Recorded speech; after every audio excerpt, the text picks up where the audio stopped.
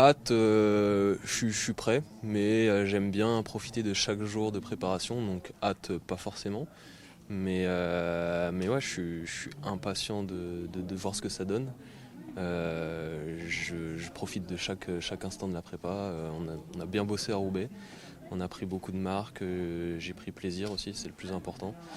Et physiquement, je me sens bien. Ça fait très longtemps que je ne me suis pas senti aussi bien, donc on verra ce que ça donne. Ce serait quoi un bilan positif pour vous à la fin de la semaine de piste? Pas forcément une médaille. Si je repars sans médaille, je serais forcément déçu. Après, l'objectif, c'est vraiment de ne pas avoir de regrets.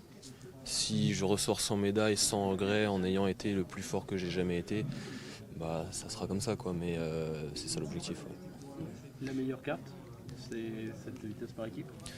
Oui, forcément, c'est la vitesse par équipe. Après, cette année, par rapport aux dernières éditions, il y a quand même une densité qui s'est vachement resserrée.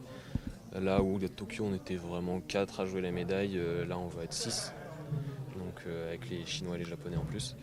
Donc, ça va pas être facile. Mais à Tokyo, c'était pas facile. En finale, on était donné outsider. On n'était pas donné favori pour une médaille de bronze face aux Australiens. On a quand même réussi à aller la chercher.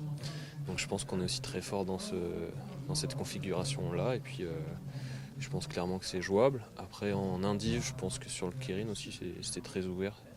Il y a moyen de bien faire. Donc voilà.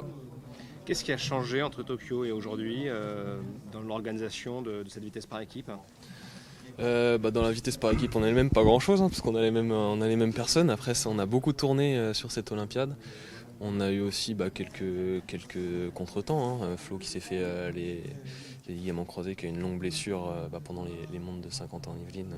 On n'a pas pu courir avec lui.